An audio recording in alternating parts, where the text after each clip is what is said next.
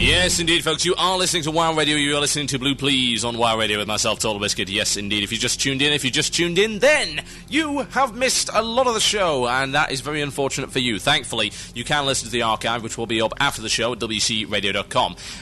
We're not entirely sure how we'll do it, because the archive seems to have vanished from the website, but what I'll do is I'll post a front page link. How about that? Until we get everything fixed, I will post a front page link, and you will get it anyway. So, we have another topic, and it's kind of an interesting topic, and I'm going to go into it, but first I'd like to thank the guys who have donated during the show. We're actually currently sitting on $2,208, and our goal is $2,500. You guys are friggin' awesome. If you can get us up to $2,500 by the end of the show, then, wow, As far as I'm concerned, I will take a listener request. I don't care what it is, just ask me about something to do, and I will probably do it on air as long as it's not too embarrassing. 2,500, that's what we're aiming for. We've currently got $2,228. So yeah, if you get us up to 2,500 by the end of the show, by all means, go for it. Donate to wowradiodonations@gmail.com on PayPal. That's wowradiodonations@gmail.com. Alternatively, just go to the PayPal link on the bottom left of our site,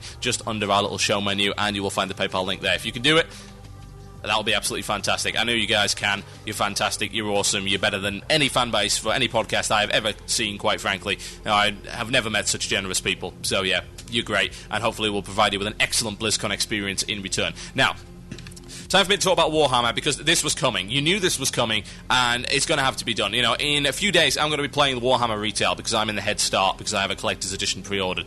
That means that this show is in, I would say, not grave danger, but some danger of wanting to be a Warhammer show. I am not going to do that, because that is not what you guys want. Apparently, you want me to do a WoW show. You're going to get a WoW show. So, I am going to be doing the WoW show and continuing to do the WoW show, and I will be playing the beta as well as playing War.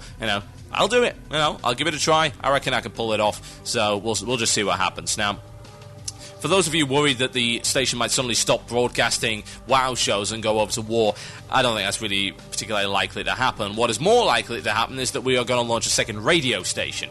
Now, don't take this as gospel. It may or may not happen, but it is very, very likely that we will be launching at least some kind of broadcast in the near future for Warhammer, and it won't be part of WoW Radio. It'll be under the banner of Original Media for Gamers, and it will be a Warhammer-based radio broadcast. Yes, we will do that. I think there's pretty much a very, very strong possibility of that happening. But no, none of our shows, as far as I'm aware, will be cancelled, and everything will be going fine and dandy. Now, Warhammer versus War, the grand showdown. Yes, indeed. Battle time. Face-off. Round 1. Fight. Now, this is really difficult for me, because I've been playing WoW for so long, and now I've got Warhammer coming along, and the problem is I've been playing Warhammer for a heck of a lot longer than I've been playing WoW. And you might say, Total Biscuit, that's impossible, but indeed, I've actually been playing the tabletop game and reading the books and being involved in the role-playing and stuff like that way longer than I've been playing WoW. I've known the lore behind Warhammer an awful lot longer. I'm looking at probably about 15 years now. I think 15 years ago was probably when I first started getting into the Warhammer scene. So, yeah, I do know quite a bit about Warhammer lore. I know all of the background story. I understand the universe, and I understand that it's a very well put together universe. The first thing I'm going to say is that, yes, this is a legitimate threat to World of Warcraft. What I will now say is the fact that if you think it's going to kill World of Warcraft, you're a blithering idiot. And here's the reasoning why. World of Warcraft is an incredibly large game, as you could probably imagine, and it has very much broad spectrum appeal. Now, the reason it got so large was not because it was an amazingly awesome game. That is not how it works. Sorry, guys, if you're under the illusion that, it's all down to market forces and the best product will win out, you are probably a Ron Paul supporter, and as such, a raving lunatic. Ooh, political stuff. Yeah. Anyway, the problem with going down the market forces route is that it never works. The best product does not come out on top. You can't just deregulate and all that kind of thing. So, WoW is not necessarily the best product. What it is incredibly accessible, and it has a very large, broad appeal. And what you get with an MMO particularly is that because it's a social gaming experience, you get a snowball effect once a MMO begins to get popular.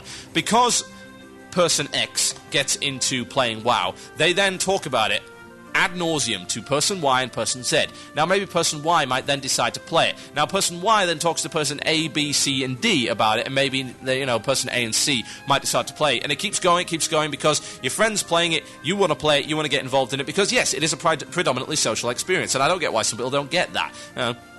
Reminds me, I've been having a debate. Let's call it a debate. I wouldn't really call it that because it's an elitist piece of wank, but in reality, I mean, talking to some of the guys on Something Awful about this whole thing, and Something Awful actually has its own forum dedicated to WoW, but it was actually in a discussion about Yahtzee Zero Punctuation, funnily enough, when he did a review last week about EVE Online. And you're saying, well, what's this got anything to do with WoW? Well, it brought up a discussion about the legitimacy of MMOs as a gaming genre, and it seemed that some people couldn't get it through their thick skulls that MMOs, yes, are quite simplistic, in areas they're quite grindy, and they are not necessarily as good as other genres of game, but you have to take into account the social aspect of the game because that's what it is built around. You know, it's like saying pen and paper role-playing would be fun if you did it on your own. You know, it wouldn't. You know, pen and paper role-playing becomes fun when you start to play it with friends. Social gaming, right there, you know, Mario Party, social gaming, WoW, social gaming, you know, and people are going to continue to play WoW as a result of that. It doesn't matter that, you know, Warhammer might have some better elements, people are still going to play WoW because their friends are playing WoW,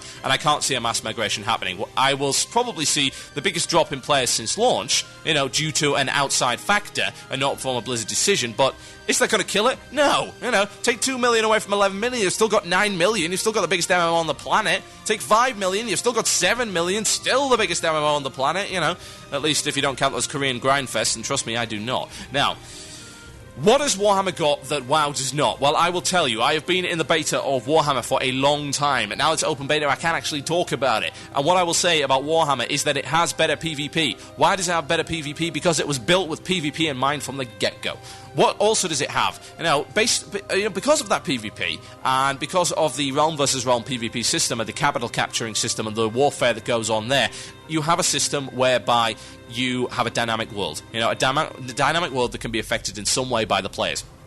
You know, you can take control of different areas of the map, and when you do so, you gain various benefits. You know, and it is very, very good. It is very good indeed. What they have is they've got battlegrounds, also called as scenarios, that actually come into play from level 1. You can enter a battleground at level 1. You will actually gain a buff, which actually bolsters you. That's the name of the buff, bolster, which gives you up, you know, some hit points and mana. I say mana, I really mean energy, up to a certain level. Yeah, and you don't get skills of that level, but you get the HP, so you can compete. You won't necessarily be as good, but you can compete. So you get into PvP from the get-go, and it's good because you get experience from PvP. And that is good. You can level up. And not only that, but there are two systems regarding leveling up. There's renown, and there is your, you know, your normal level, your actual rank. You know, so and you get both in Battlegrounds.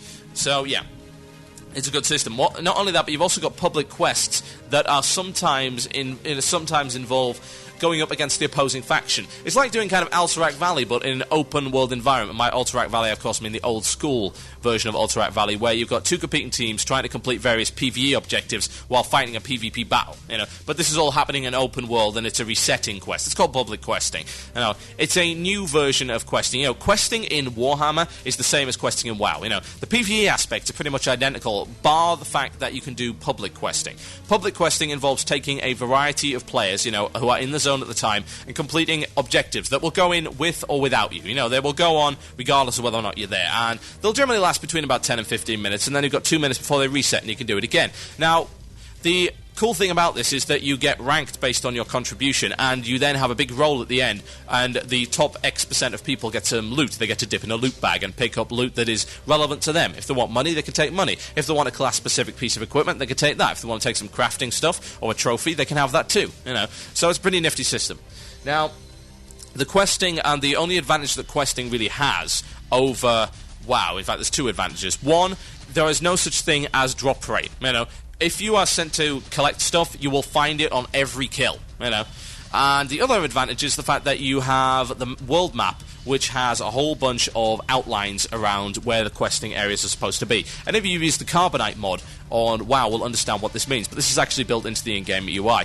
One of the nice things about it, as well, is the fact that the lore is way, way, way stronger than it is in WoW. And not just because it's a more established universe, it is actually a game that rewards you for discovering various elements of the lore. You can gain titles, which you can add, and there's loads and loads of different titles, and you can pick which one you want to use at any given time. You know, there is XP for unlocking various areas of the Book of Lore, you know, the Tome of Knowledge, as it's called, and you can read about all the different areas of the Warhammer universe. And a lot of people aren't going to want to do that, but they're still going to get the reward from it anyway, so it's not like people are being forced to do it. It's just kind of a nifty XP reward. Now, the thing I think that WoW has always been strongest on is its instancing, and to be honest, from what I've seen so far, and again, I haven't got to max rank yet, obviously, that would take a long time, Warhammer does not have the kind of raiding that WoW does, and it wasn't built on that, The instancing in WoW is second to none. The raiding in WoW is second to none. It's going to continue to be that way. And what I'm going to say is that I would strongly encourage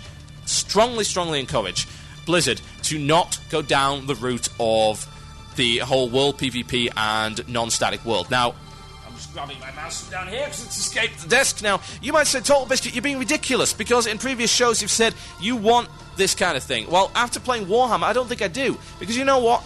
Blizzard are going to try it, and I think it's going to take away from what's really good about WoW, I think it's going to take away some of the simplistic nature of WoW. WoW is a Care Bear game, and that's actually a good thing, That's not necessarily a bad thing. You are not forced to PvP. Not everyone wants to, And in war, you really can't actually get all that far without PvPing. And everything is pretty much geared towards the endgame PvP raid, and I'm talking about PvP raids here, on capital cities and stuff like that. And the R versus R and the scenarios and all that kind of thing. That's what it's geared towards. Keep sieging and stuff like that. That's the endgame. That is the endgame in war.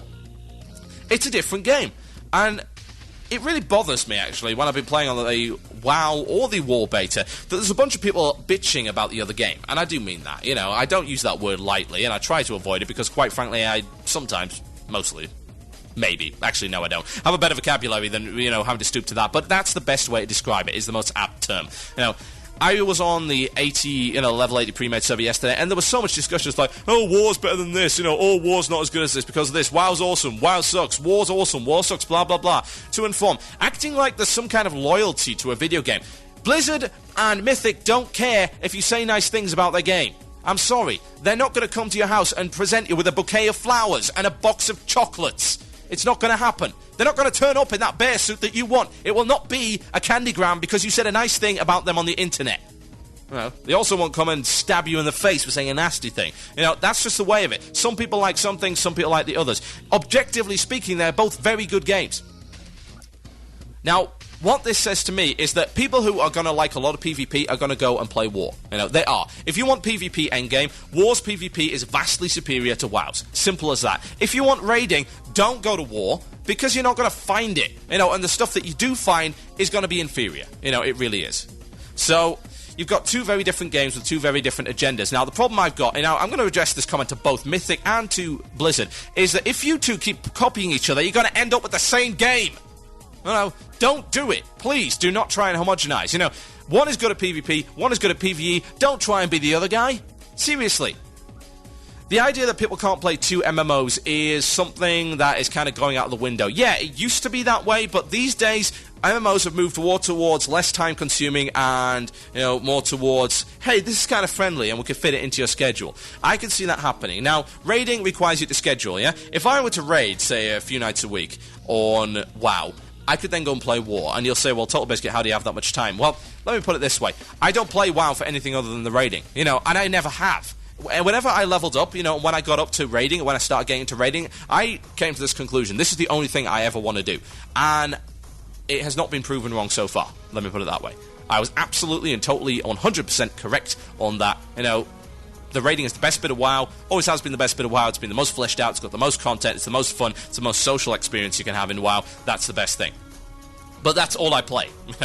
Maybe I'll come on and farm for a little bit to get money for pots and stuff, but otherwise, no, that's all I play. So I'll be playing War, a little bit more sporadically. I might go and raid a city or whatever just because it happens to be happening at the time. Won't necessarily be scheduled, I might have to log on because our guild's keep is under siege or whatever, or to go and do some RVR. But I think both playstyles work well together. I think that if you play both games, you get a benefit. Now, of course, there's going to be financial implications there. Paying for two MMOs is not necessarily the nicest thing ever. But really, $30 a month, that a lot for you? Really?